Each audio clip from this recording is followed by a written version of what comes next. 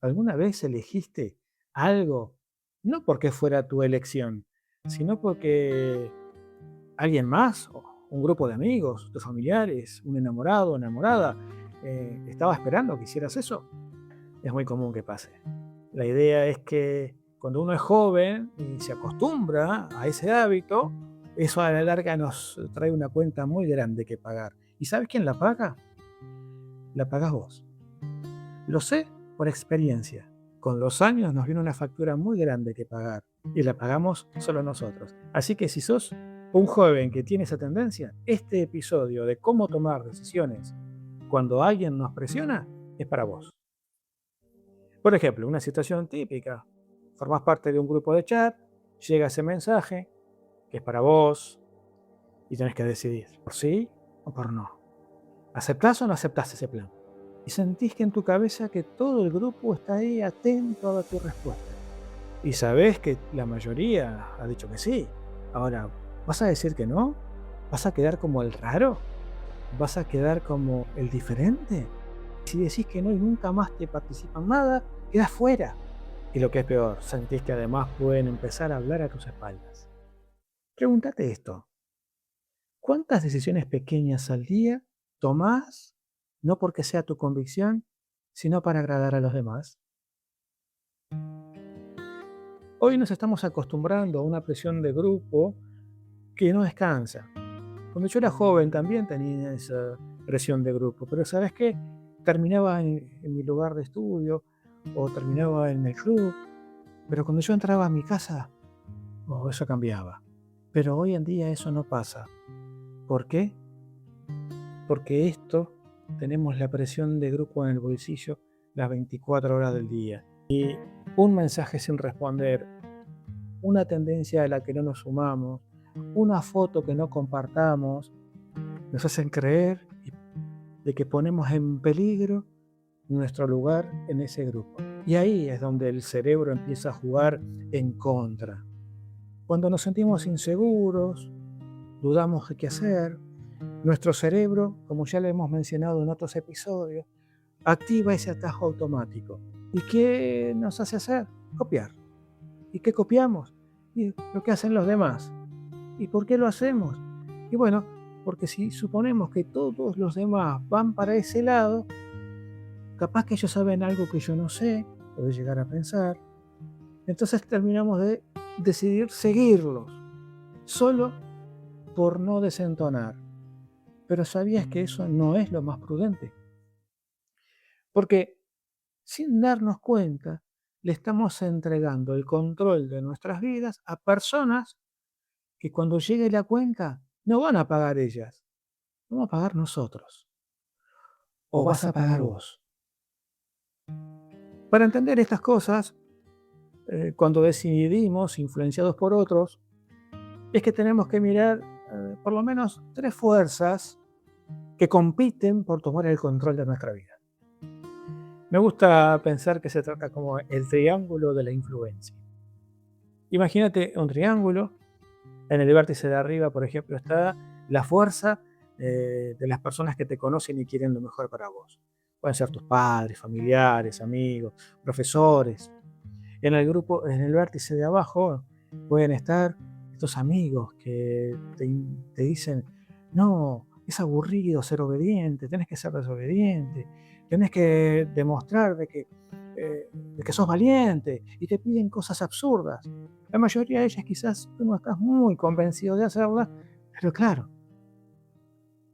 si no las haces, podés quedar fuera. Y aquí es donde estás vos. Ese es tu verdadero criterio personal. Esa es quien marca quién sos vos cuando lo pensás y estás tranquilo en tu cuarto o en ese lugar en el cual sos vos y tus pensamientos. Especialmente cuando no te importa quién tenés enfrente. Entonces puedes pensar un segundo en la historia de miles de jóvenes que crecen en barrios donde las bandas criminales o los grupos callejeros se presentan como una familia sustituta. Y muchas veces cuando un padre, un familiar nos advierte sobre el peligro de este tipo de juntas, esos jóvenes muchas veces rechazan ese consejo, porque lo sienten como un freno a su libertad, hacia su independencia. Y para demostrarle al grupo que somos independientes, decidimos abrazar la presión de la pandilla. Y ese joven lo que está haciendo es suma riesgos a su vida. Entra en un círculo quizá de violencia y termina perdiendo un futuro con prosperidad por otro incierto. ¿Notás la paradoja? Rechazó el consejo de quienes lo amaban porque pensaba que perdía libertad y terminó atrapado en un grupo que solo lo está usando. Mucho de lo que estoy mencionando en este episodio está documentado y toda esa documentación la puedes encontrar en podlapausa.com o en la descripción de este episodio. Existe una trampa muy silenciosa en la que caemos muy fácil cuando somos jóvenes. Incluso también nos pasa cuando somos adultos. Se llama la rebeldía activa. Creemos que ser libres es hacer exactamente lo opuesto a lo que nos piden o nuestros padres o las autoridades. Si nuestro padre nos dice que estudiemos una carrera, entonces nosotros elegimos otra cosa, solo para llevarnos la contraria. Si tu profesor te dice, ojo, ese camino es peligroso, vos vas derecho por ahí para demostrar que nadie te va a impedir hacer lo que vos querés. Pero te hago una pregunta con toda honestidad. Si tu decisión siempre depende de hacer lo contrario a lo que te dicen, ¿quién sigue teniendo el control de tu vida? Cuando actúas por pura rebeldía, no estás siendo libre. Seguís siendo dependiente, solo que tu brújula ahora está al revés. Cambiaste la tiranía de la autoridad por la tiranía de la reacción. Tu decisión sigue sin ser tuya. ¿Pertenece al grupo que querés impresionar o pertenece a la persona que querés llevarle la contraria? Así que la verdadera independencia no es rebelarse contra todo ni complacer a todos.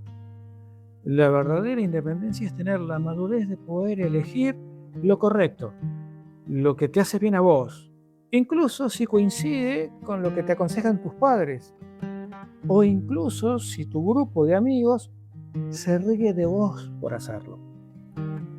Si conoces a alguien que está convencido de que llevar la contraria o ser rebelde es lo mismo que ser libre, compartir este episodio. A veces, con escuchar a una persona que no conoce, neutra, que no va a afectar su vida, puede ayudarle a entender que no es libre, simplemente cambió de amo.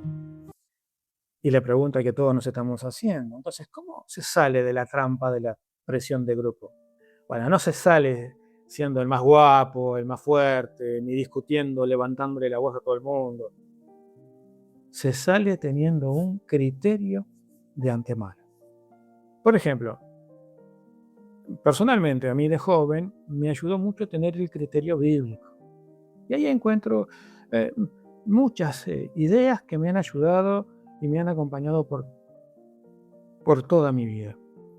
Y uno de esos criterios es un pasaje que dice que el prudente ve el peligro y se esconde, pero los inexpertos siguen adelante y son los que sufren las consecuencias.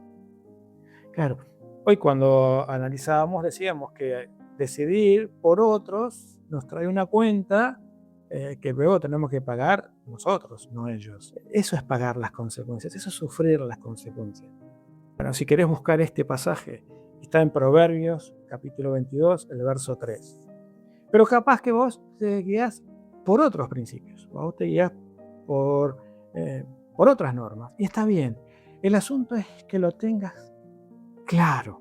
La clave acá del prudente no es que se crea más inteligente o quiera demostrar que es más inteligente que el resto. Es simplemente que una persona está viendo un peligro antes de que llegue el peligro.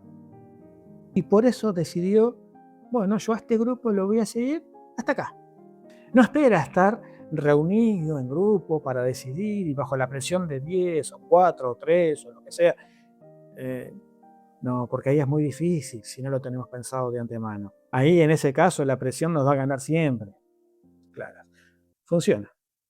Yo les decía que En mi juventud tenía estos principios y en la zona en la que yo vivía también habían grupos de amigos que tenían objetivos de vida muy distintos al mío. Y sí, podíamos juntarnos para estar en un club, para jugar al fútbol, para hacer deporte, para ir a la playa, pero ellos sabían que yo los podía acompañar hasta ahí. Más allá, yo los respetaba, ellos me respetaban y hasta el día de hoy, muchos de ellos siguieron por el mal camino, el camino de la delincuencia, y bueno, terminaron siendo atrapados, muchos de ellos están presos, algunos salen, pero nos seguimos viendo, nos seguimos encontrando en algunos lugares, nos seguimos saludando, pero me respetan, cada uno por su lado. Por eso esta semana te propongo una herramienta concreta. La próxima vez que tengas que tomar una decisión sobre tu vida, pasala por 2 preguntas de filtro. Podríamos llamar una el test del anonimato. ¿Tomarías esta decisión si fuera totalmente secreta y nadie en mi entorno pudiera enterarse, juzgarme o aplaudirme? La segunda, tiene un filtro de responsabilidad. Dentro de 3 o 5 años, cuando lleguen los resultados de esta elección, ¿quién va a pagar los platos rotos? ¿El grupo que me aplaude o yo? Y esto es muy útil porque si la decisión solo se sostiene cuando el grupo te mira, está claro que no es tu decisión. Es la decisión de ellos, usando tu cuerpo y tu tiempo, pero sin asumir las consecuencias. Decidir bajo la influencia de otros es cómodo al principio porque nos evita el trago amargo del rechazo, que es momentáneo. Pero el costo de encajar a la fuerza es demasiado alto, porque terminamos viviendo una vida que no nos pertenece. Está comprobado que una sola persona del grupo que se atreva a decir que no está de acuerdo con algo para que todo ese castillo de naipes de la presión se desmorone, porque probablemente a otros también se animen a demostrar que piensan como vos. Y hoy podés ser vos esa persona. Pregúntate, ¿a quién le estás entregando hoy el volante de tus decisiones? En la próxima pausa vamos a hablar de una situación todavía más intensa. ¿Qué hacer cuando tenés que tomar una decisión y esa es absolutamente opuesta a la que todos esperan? Porque sabés que hacer lo correcto puede hacer que te quedes solo en esa habitación. Te espero en la próxima pausa.